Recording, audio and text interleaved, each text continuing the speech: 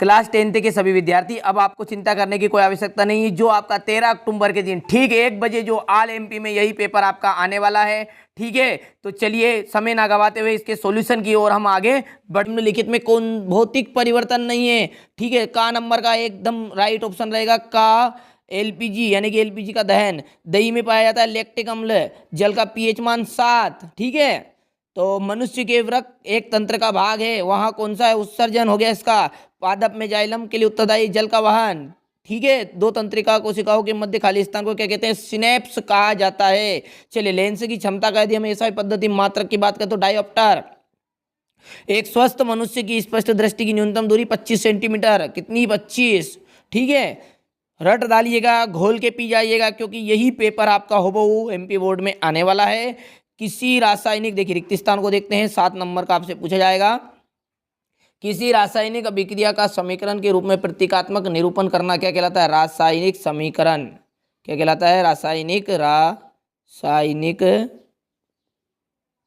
समीकरण, ठीक है। क्या आएगा, रासायनिक समीकरण। अम्ल एवं क्षारक एक दूसरे को उदासीन करके एवं लवण एवं क्या कराते हैं, जल का निर्माण करते हैं। किसका निर्माण करते हैं भैया, H2O यानी कि जल का निर्माण करते हैं। तीसरा पढ़ते हैं धात्विक ऑक्साइड प्रायः, तो धात्विक ऑक्साइड प्रायः क्षारकी होते हैं। किस तरह के होते हैं वो, क्षारकी।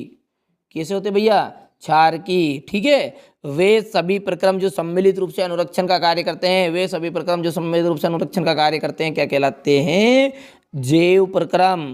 क्या कहलाते हैं, जैव प्रक्रम। चलिए आगे बढ़ते हैं। हमारे शरीर में नियंत्रण एवं समन्वय का कार्य कौन करता है, तंत्रिका तंत्र। कौन करता है, तंत्रिका तंत्र एवं हार्मोन। कौन करता भैया, तंत्रिका तंत्र एवं हार्मोन। चलिए आगे बढ़ते हैं। किसी गोली दर्पण की फोकस दूरी उसकी वक्रता त्रिज्या की आधी होती है। कैसी होती है, तो आधी होती है। चलिए आगे बढ़ें। प्रिज्म के दो फलकों के बीच बना कोण, प्रिज्म के जो दो फलक है उनके बीच का बना जो कोण होता है वो कहलाता है प्रिज्म कोण। क्या कहलाता है, प्रिज्म कौन कहलाता है। सही जोड़ी की यदि हम बात करें तो देखिए पहला है उष्मा का अवशोषण, तो उष्मा का अवशोषण देखिए उष्मा शोषी अभिक्रिया, plaster of Paris, CaSO4, chlorophyll, chlorophyll का जाएगा आपका प्रकाश संश्लेषण। न्यूरॉन, यदि हम न्यूरॉन की बात करें तो ये न्यूरॉन आपका कहलाएगा तंत्रिका तंत्रिक इकाई। अभिसारी लेंस है, अभिसारी लेंस है तो ये देखिए उत्तल लेंस हो गया।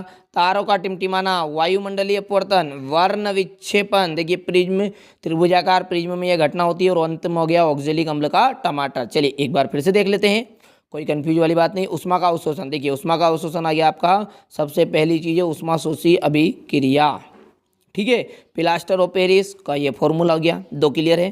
क्लोरोफिल की यदि हम बात करें तो क्लोरोफिल है प्रकाश संश्लेषण। न्यूरॉन, न्यूरॉन न्यूरॉन न्यूरॉन का जाएगा आपका तंत्रिका तंत्रिक इकाई। अभी सारी लेंस आपका हो गया उत्तल लेंस, इतना ठीक है।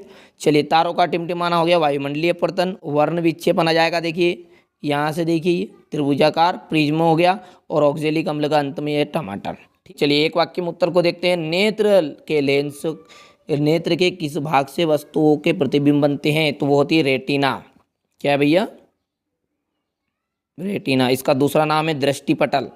चलिए आगे बढ़ें। तो दर्पण सूत्र किसे कहते हैं, तो यानी कि दर्पण सूत्र हमको लिखना है यहाँ पर, तो 1/f बराबरी पे 1/v प्लस 1/u यहाँ पर आप लिख दीजिएगा।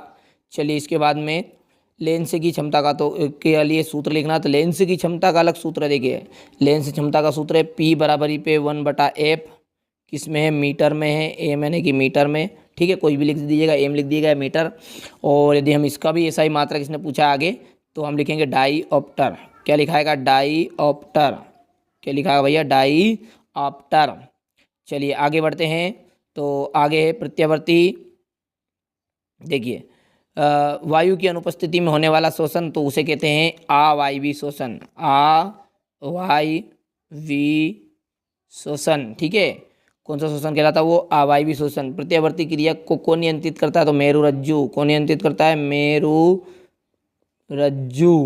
ठीक है। चलिए जब किसी यौगिक से ऑक्सीजन संयुक्त होता तो वो कहलाती है उपचयन, वो क्या कहलाता है, उपचयन।